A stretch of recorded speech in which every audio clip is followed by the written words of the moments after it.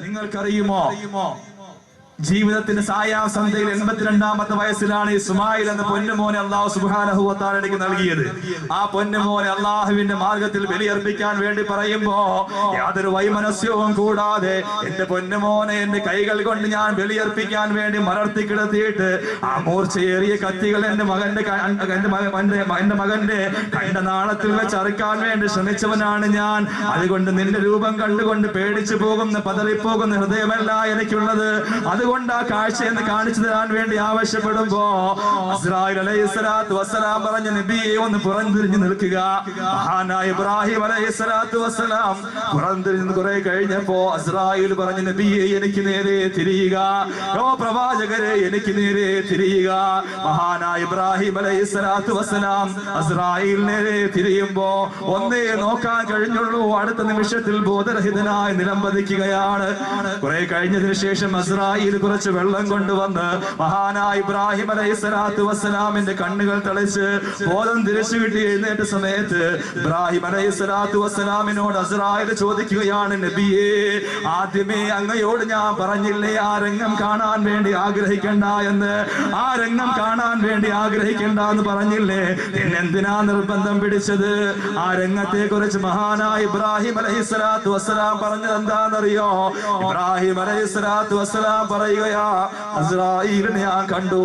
ആ രൂപം കണ്ടപ്പോ എന്റെ ഹൃദയം തകർന്നു പോയി, എന്റെ ബോധം നഷ്ടപ്പെട്ടു പോയി. എന്താ ആ രൂപമെന്നറിയോ? ഏതാ ആ രൂപമെന്നറിയോ?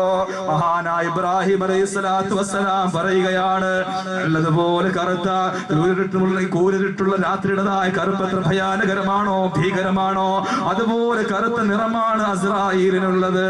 അതിനേക്കാളും കറുത്ത വസ്ത്രമാണ് അവൻ ധരിച്ചിരുന്നത്. ക്രോധത്തോടെ ദേഷ്യത്തോടെ മനുഷ്യന്റെ ജടപിടിച്ച തലമുടികൾ മുൻപോട്ട് ഉയർന്നു നിൽക്കുന്നത് പോലെ ഇസ്രായേലിന്റെ മുടികൾ ഉയർന്നു നിൽക്കുകയാ. അവന്റെ കണ്ണിൽ നിന്ന് തീജ്വാല പുറത്തേക്ക് വരികയാ. അവന്റെ വായിൽ നിന്ന് പുകയോടുകൂടിയുള്ള തീനാളങ്ങൾ പുറത്തേക്ക് നിർഗളിക്കുകയാ. എന്റെ നാസ്വാധാരങ്ങൾ പോലും തകർന്നു പോകുന്ന, എന്റെ തരിമൂക്ക് പോലും തകർന്നു പോകുന്ന ശക്തിയായ ദുർഗന്ധമാ അവന്റെ ശരീരത്തിൽ നടിച്ചു വീശിയതെന്ന് മഹാനായ ഇബ്രാഹിം അലൈഹിസ്സലാത്തു വസ്സലാം ഫാജിറായ മനുഷ്യന്റെ, വൃത്തികെട്ട മനുഷ്യന്റെ ആത്മാവിനെ പിടിക്കാൻ വേണ്ടി ഇസ്രായേൽ കടന്നു വരുന്നതായ രംഗത്ത് വരിക്കുമ്പോ പ്രിയപ്പെട്ട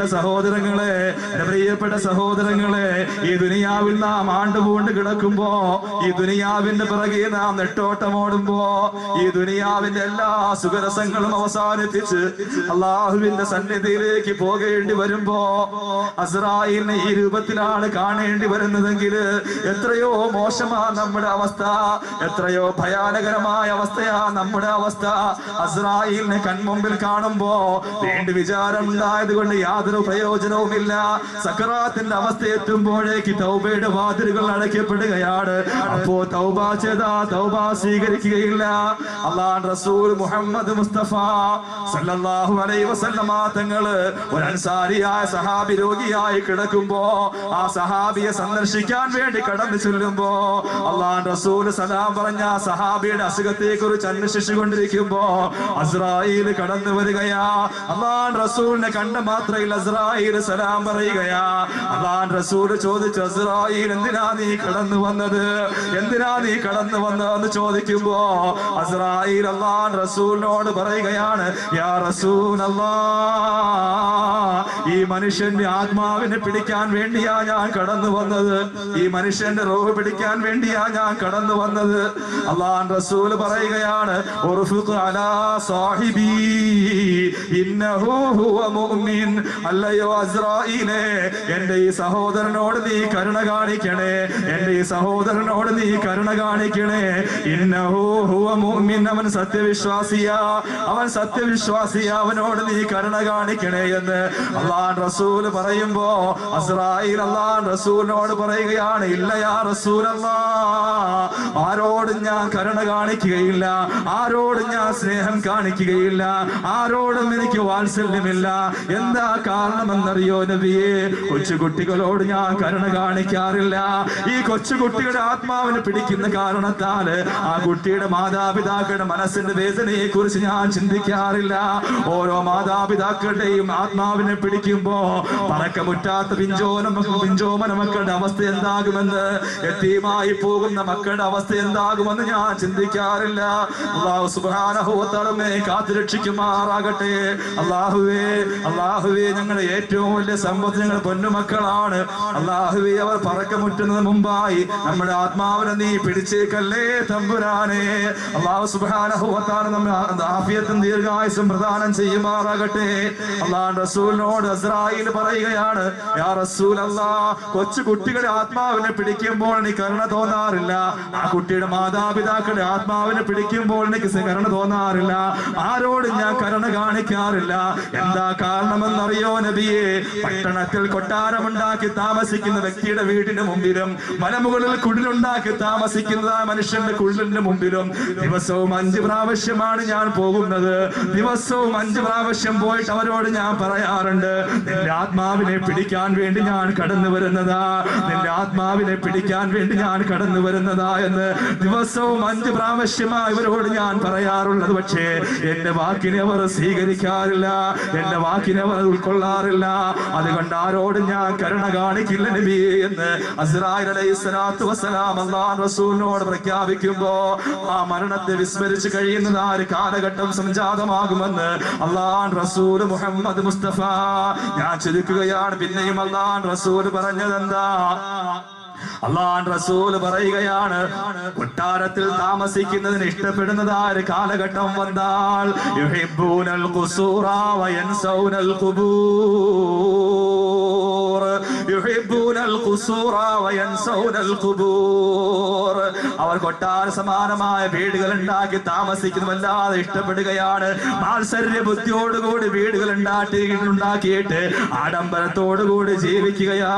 പക്ഷേ കാലാകാലം അവൻ കിടക്കേണ്ടതായ ഖബറിനെ കുറിച്ച് അവൻ ചിന്തിക്കാറില്ല, ഇടുങ്ങിയതായ ഖബറിനെ കുറിച്ച് അവൻ ചിന്തിക്കാറില്ല, ആ ഖബറിന്റെ ജീവിതത്തെ കുറിച്ച് അവൻ ചിന്തിക്കാറില്ല. ഖബറെന്ന് കേട്ടാൽ തൽക്ഷണം ഞെട്ടേണ്ടതാ, കണ്ടാലുടൻ വാവിട്ട് നീ കരയേണ്ടതാ. മേടയ്ക്ക് പകരം മാളമാ സുബ്ഹാന റബ്ബി, അതിൽ കിടക്കേണ്ടതാണ് സുമാന. മെത്തയ്ക്ക് പകരം മണ്ണതിൽ വിരിച്ചിട്ടതാ, സുബ്ഹാന റബ്ബി ഇരുളിനാൽ തേന്തിട്ടതാ. മണ്ണിന്റെ തലയണയാണതിൽ നിനക്കുള്ളത്, ഞെരുക്കത്തിനാലൊരു ഭിത്തിയാണതിലുള്ളത്. മണ്ണിന്റെ തലയണയാണതിൽ നിനക്കുള്ളത്, ഞെരുക്കത്തിനാലൊരു ഭിത്തിയാണതിനുള്ളത്. ചിതലും പുഴുക്കളും താവളം പെരുത്തുണ്ടതിൽ, സന്തോഷമാണവർക്ക് നീ ചെല്ലുന്നതിൽ. കാർഡില്ല റേഷൻ വേണ്ട പോലതിലുണ്ട്, ക്യൂ സിസ്റ്റമില്ല തള്ളലാണത് കൊണ്ട്. ചിതലും പുഴുക്കളും താവളം പെരുത്തുണ്ടതിൽ, സന്തോഷമാണവകൾക്ക് നീ ചെല്ലുന്നതിൽ. കാർഡില്ല റേഷൻ വേണ്ട പോലതിലുണ്ട്, ക്യൂ സിസ്റ്റമില്ല തള്ളലാണത് കൊണ്ട്. പ്രിയപ്പെട്ട സഹോദരങ്ങളെ, ഖബറെന്ന് പറയുന്ന ഭയാനകരമായ വീടുണ്ടല്ലോ, ആ വീടിനെ വിസ്മരിച്ചുകൊണ്ട് ആ മനുഷ്യൻ ജീവിക്കുന്നത്. 6 അടി മണ്ണിന്റെ ഉള്ളിൽ പോയി കിടക്കേണ്ടവരാണ് നമ്മള്. കോമളമായി നാം ഉല്ലസിക്കുന്നതായി നോക്കിക്കൊണ്ടുവരുന്നതായി ശരീരമുണ്ടല്ലോ, പൊൻവർണ്ണ കോമള മൃദുലമായ ശരീരമിൽ സമരത്തിലാണ് പരസ്പരം തിന്നുന്നതിൽ. പൊൻവർണ്ണ കോമള മൃദുലമായ ശരീരമിൽ സമരത്തിലാണ് പരസ്പരം തിന്നുന്നതിൽ. ഇതൊക്കെ ചിന്തിച്ച് കരയുക സോദര, ഇതൊക്കെ നീ ചിന്തിച്ച് കരയുക സോദര. എന്നാൽ സുറൂറായി നീ കടക്കും മറുകര. ഇതൊക്കെ നീ ചിന്തിച്ച് കരയുക സോദര, എന്നാൽ സുറൂറായി നീ കടക്കും മറുകര. ആരും സഹായിക്കാനില്ലാത്ത ഖബറെന്ന് പറയുന്ന, ആരുടെയും ദൃഷ്ടി പതിഞ്ഞിട്ടില്ലാത്ത, ഒരു ഹൃദയത്തിനും ചിന്തിക്കാൻ കഴിയാത്ത ബർസഖിയായ ലോകത്തെ കുറിച്ച് പറയുമ്പോ, ആ ഖബറിനെ കുറിച്ച് നാം പറയുമ്പോ, അതിമനോഹരമായ ശീതീകരിച്ച് കൊട്ടാര സദൃശമായ സമാനമായ വീടുകളിൽ അന്തിയിറങ്ങുന്നതായ സഹോദരങ്ങൾക്ക് ഇടുങ്ങിയതായ ഖബറിൽ താമസിക്കേണ്ടി വരുന്നതായ രംഗത്തെ ഒരു നിമിഷം പോലും ചിന്തിക്കാൻ കഴിയുകയില്ല എങ്കിൽ, ഇരുൾ മുറ്റിയതായ ഖബറിന്റെ ഉള്ളില്, ചിതലും പുഴുക്കളും താവളമുള്ളതായ ഖബറിന്റെ ഉള്ളില്, ആരും സഹായിക്കാനില്ലാത്ത ഈ ദുനിയാവിൽ ആർക്ക് വേണ്ടിയാണോ നാം കഷ്ടപ്പെട്ടത്, ആർക്ക് വേണ്ടിയാണോ നാം പട്ടിണി കിടന്നത്, ആർക്ക് വേണ്ടിയാണോ നാം ത്യാഗം സഹിച്ചത്, ആർക്ക് വേണ്ടിയാണോ നാം പീഡനമേൽക്കേണ്ടി വന്നത്, ആ ഭാര്യ മക്കൾ നമുക്ക് സഹായത്തിനില്ലാത്ത ലോകമാ ഖബർ മുതൽ തുടങ്ങുന്ന ലോകമെങ്കില്, എന്റെ പ്രിയപ്പെട്ട സഹോദരങ്ങളെ, ആ ഖബറിനെ കുറിച്ച് ചിന്തിച്ച് കരയാന്ന് അല്ലാഹുവിന്റെ റസൂൽ മുഹമ്മദ് മുസ്തഫ പഠിപ്പിക്കുമ്പോ, അല്ലാഹുവിന്റെ റസൂൽ സ്വർഗ്ഗം കൊണ്ട് സന്തോഷ വാർത്ത അറിയിച്ച ഉസ്മാൻ ഇബ്നു അഫ്ഫാൻ റളിയല്ലാഹു തആല അൻഹു പോലും ഖബറിനെ ഓർത്ത് കരഞ്ഞ് കരഞ്ഞ് ആ കവിൾത്തടങ്ങളുടെ ചാലുകൾ വീണു എന്ന് ചരിത്രം രേഖപ്പെടുത്തുമ്പോ, സഹാബാക്കൾ ചോദിച്ചു, അമീറുൽ മുഅ്മിനീൻ, എന്തേ നരകത്തെ കുറിച്ച് പറയുന്നത് കേൾക്കുമ്പോൾ അങ്ങ് കരയാത്തത്? എന്തേ നരകത്തിന്റെ ഭയാനകതയെ കുറിച്ച് പറയുമ്പോൾ അങ്ങ് കരയാത്തത്? എന്തേ നരകത്തിലെ ശിക്ഷകളെ കുറിച്ച് പറയുമ്പോൾ അങ്ങ് കരയാത്തത്? ആ സമയം മഹാനായ ഉസ്മാൻ ഇബ്നു അഫ്ഫാൻ റളിയല്ലാഹു തആല അൻഹു പറഞ്ഞ മറുപടി എന്താണെന്നറിയോ? പ്രിയപ്പെട്ട സഹാബാ, ഈ ദുനിയാവിൽ ഞാൻ ജീവിക്കുമ്പോ ഇവിടെ എനിക്ക് കൂട്ടുകാരുണ്ട്. ഒരുപക്ഷെ അള്ളാഹുവിന്റെ തീരുമാനം ഞാൻ നരകത്തിൽ പോകാനാണെങ്കിൽ അവിടെയും എനിക്ക് കൂട്ടുകാരുണ്ടാകും. ഞാൻ സ്വർഗത്തിൽ പോയാൽ അവിടെയും എനിക്ക് കൂട്ടുകാരുണ്ടാകും. എനിക്ക് എന്തെങ്കിലും അത്യാഹിതം സംഭവിച്ചു പോയാൽ, എനിക്ക് എന്തെങ്കിലും ഒരു വിപത്ത് സംഭവിച്ചു പോയാൽ, ഈ ദുനിയാവിൽ എന്നെ സഹായിക്കാൻ വേണ്ടി നിങ്ങളെല്ലാവരും ഓടിയെത്തും. പക്ഷേ ഖബറെന്ന് പറയുന്ന ഭയാനകരമായ ലോകത്ത് ഞാൻ പോകുമ്പോ അവിടെ എന്നെ സഹായിക്കാൻ ആരും ഉണ്ടാവുകയില്ല, ആരും എന്നെ സഹായിക്കുകയില്ല, എന്റെ ഭാര്യ മക്കൾ എന്നെ സഹായിക്കുകയില്ല. എന്നെ സ്നേഹത്തോടെ എന്നെ നിങ്ങൾ കാണുന്ന ആദരവോടെ നിങ്ങൾ അമീറുൽ മുഅ്മിനീൻ എന്ന് വിളിക്കുന്ന ഒരൊറ്റ സഹാബിയെയും അവിടെ കാണാൻ സാധിക്കുകയില്ല. ഏകാന്തമായി ഞാൻ കഴിയേണ്ടി വരുന്നതായ ഭവനമാണ് ഖബർ. ആ ഖബറിനെ കുറിച്ച് ഓർക്കുമ്പോൾ എങ്ങനെ കരയാതിരിക്കാൻ കഴിയുക എന്ന് മഹാനായ ഉസ്മാൻ ഇബ്നു അഫ്ഫാൻ റളിയല്ലാഹു തആല അൻഹു ഖബറിനെ കണ്ടുകൊണ്ട് വിലപിക്കുമായിരുന്നുവെങ്കിൽ, പ്രിയപ്പെട്ട സഹോദരങ്ങളെ, ഖബർ എന്ന് പറയുന്നതായ ലോകത്ത് നാം ചെയ്യേണ്ടതായ കുറെ കർമ്മങ്ങളുണ്ട്. ഈ ദുനിയാവിൽ നാം ചെയ്തതായ കുറെ പ്രവർത്തികളുടെ തനിയാവർത്തനം ആ ദുനിയാവിൽ നാം രേഖപ്പെടുത്തേണ്ടതുണ്ട്. ഈ ഭൂമുഖത്തേക്ക് നാം പിറന്നു വീണപ്പോ നമ്മുടെ രണ്ട് ചുമലുകളിലായ സ്ഥാനമുറപ്പിച്ചതായ മലക്കുകൾ രേഖപ്പെടുത്തിയ ആ രേഖയ്ക്ക് പുറമേ, ആ റിപ്പോർട്ടിന് പുറമേ, ഈ ദുനിയാവിൽ നമ്മൾ ജീവിച്ചിരുന്നപ്പോൾ ചെയ്തതായ മുഴുവൻ സൽക്കർമ്മങ്ങളും നമ്മുടെ സ്വന്തം കൈപ്പടയിൽ എഴുതി രേഖപ്പെടുത്തേണ്ടി വരുന്നതായ സന്ദർഭമുണ്ട്. എല്ലാവരും കൊണ്ടുപോയി മയ്യത്തിന് കബറടക്കുകയാ. മയ്യത്ത് നമസ്കരിച്ചതിനു ശേഷം ശ്മശാനത്തിലേക്ക് ചുമന്നു കൊണ്ടുപോയി 6 അടി മണ്ണിന്റെ ഉള്ളിലേക്ക് താങ്ങിയെടുത്ത് വെച്ച് എല്ലാവരും മിൻഹാ ഖലഖനാകും വഫീഹാ നുഈദുകും വമിൻഹാ നുഖ്രിജുകും താറത്തൻ നുഖ്റാ എന്ന് പറഞ്ഞ ആയത്തുകൾ ഓതിയിട്ട് മണ്ണ് വാരിയിട്ട് ദുആ ചെയ്ത് തൽഖീനോട് നാം പിരിഞ്ഞു പോകുമ്പോ 8 ചുവടുകൾ വെക്കുമ്പോഴേക്ക് മലക്കുകൾ കടന്നു വരികയാ. നാം എല്ലാം മനസ്സിലാക്കിയതുപോലെ തന്നെ മുങ്കർ നക്കീർ എന്ന പേരുള്ളതായ 2 മലക്കുകൾ കടന്നു വരികയാ.